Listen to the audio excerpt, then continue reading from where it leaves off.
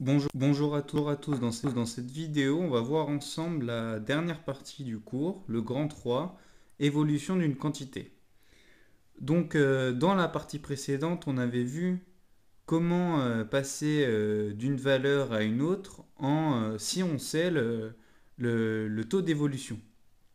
Par exemple, si on savait que ça augmentait de 10%, pour passer d'une valeur initiale à une valeur finale, eh ben, il fallait multiplier par le coefficient multiplicateur associé.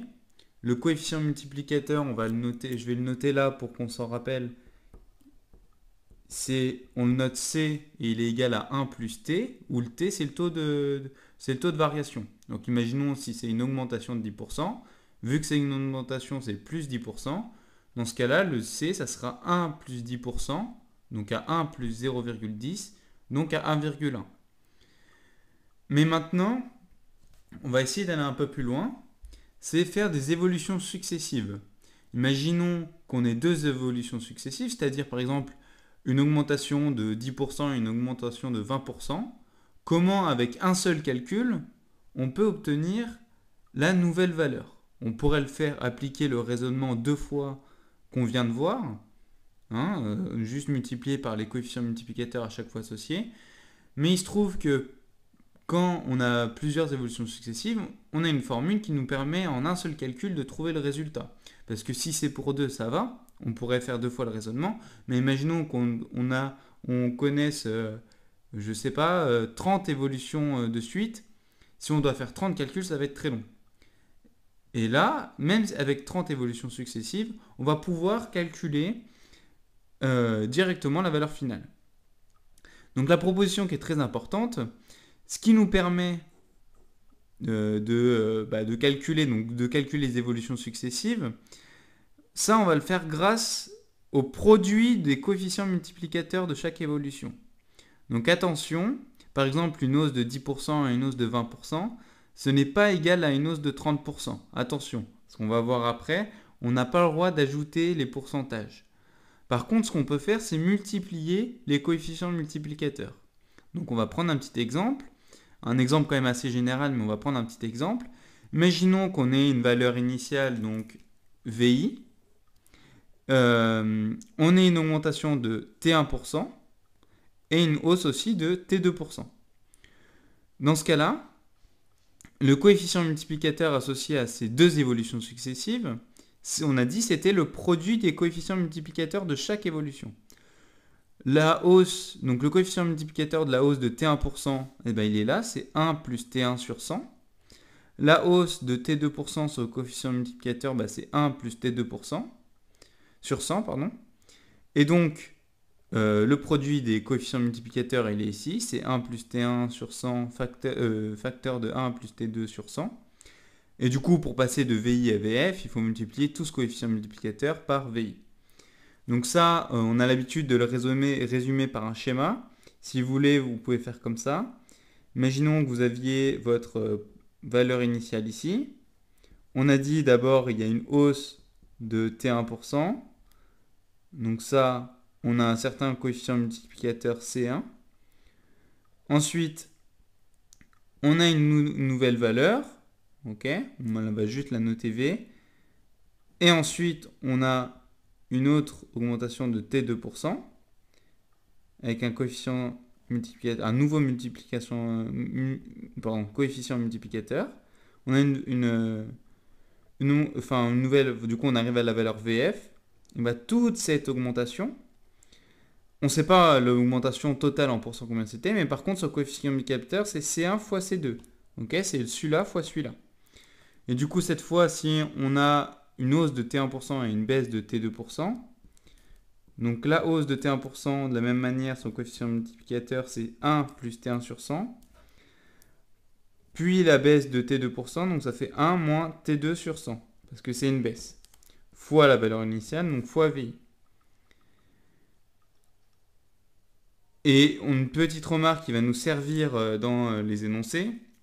Donc imaginons qu'on connaisse chaque taux d'évolution. Nous, on veut savoir le taux d'évolution global. Donc imaginons qu'on ait une hausse de 15% et une hausse de 20%. imaginons qu'on nous demande de savoir quelle est l'évolution globale de cette évolution successive. Attention, hein, on a dit, ça c'est absolument faux, c'est pas 15 plus 20%. Hein, deux augmentations, une augmentation de 15% et une augmentation de 20%, ça ne représente pas une augmentation de 35%. Il faut absolument faire attention, les pourcentages ne s'additionnent pas. Donc on peut résumer, imaginons cette situation par un petit schéma. Donc on va la faire ici. Donc au début, on a une certaine valeur. On fait une augmentation de coût de plus 15%. Donc ça correspond à un coefficient multiplicateur du coup à 1 plus 15 sur 100, donc à 1,5. Donc on va multiplier par 1,15, pardon. Ensuite, on fait une deuxième augmentation, cette fois de 20%. Nous, ce qui nous intéresse, parce que les seules opérations qu'on peut faire, c'est avec les coefficients multiplicateurs, on va regarder le coefficient multiplicateur. Du coup, c'est 1 plus 20%, donc c'est 1,20. Et on a dit, pour avoir l'évolution globale, donc là, on a notre valeur initiale, ici, notre valeur finale. Pour avoir l'évolution globale, ici, il faut faire le produit, donc 1,15 fois 1,20.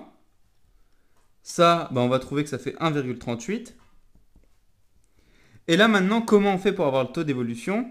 1,38, vu que c'est le coefficient multiplicateur de toute l'évolution, on va réutiliser la même formule C égale 1 plus T. Et donc maintenant, il va falloir écrire C de la forme égale à 1 plus T ou 1 moins T. Ok? Donc là, 1,38, c'est 1 plus 38%. Du coup, l'augmentation globale, elle est de 38%. Donc là, ça veut dire quoi? Ça veut dire qu'une hausse de 15% puis une hausse de 20%, ça, au total, ça représente une hausse de 38%. Donc faites attention, la remarque là est très importante. Les pourcentages ne s'additionnent pas. On est obligé de passer par les coefficients multiplicateurs et de les multiplier entre eux pour trouver le coefficient multiplicateur global. Et ensuite, nous, on a l'égalité C égale à 1 plus T, qui est très importante. Du coup, nous, on connaît le C qui est égal à 1,38. On trouve le T. Du coup, si C égale à 1 plus T et que C égale à 1,38, forcément, T égale à 0,38, donc à 38 divisé par 100. Donc faites bien attention, on n'a pas le droit d'ajouter les pourcentages. Et donc, ce qu'on va voir ensuite, c'est les évolutions réciproques, justement parce qu'une augmentation de T% suivie d'une baisse de T%, ça ne revient pas à la situation initiale, parce qu'on n'a pas le droit d'ajouter ni de soustraire les pourcentages. Donc faites bien attention à ça. Donc maintenant, pour les évolutions réciproques. Donc imaginons qu'on ait deux quantités, V1 et V2.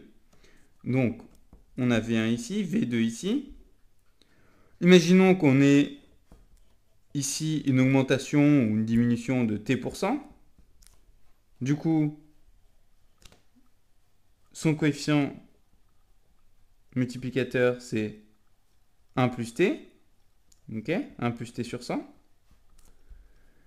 L'évolution réciproque, c'est l'évolution qui permet de passer du coup de V2 à V1. Donc imaginons qu'on ait fait cette augmentation. Maintenant, on veut savoir comment on fait pour retomber sur nos pieds. Donc ça, c'est ce qu'on appelle l'évolution réciproque. Donc imaginons qu'on connaisse le coefficient multiplicateur qui permet de passer de V1 à V2. Donc imaginons que V2 c'est C fois V1. Il faut multiplier C à V1 pour trouver V2. Pour passer dans l'autre sens, le coefficient multiplicateur c'est 1 sur C. Pour passer de V2 à V1, si on est passé de V1 à V2 en multipliant par C, pour passer de V2 à V1, il faut multiplier par 1 sur C. Et imaginons qu'on vous demande du coup l'évolution. Donc là, une fois que vous avez trouvé 1 sur C égale à quelque chose, il faut l'écrire sous la forme 1 plus T et trouver le T pour savoir l'évolution, le taux d'évolution réciproque.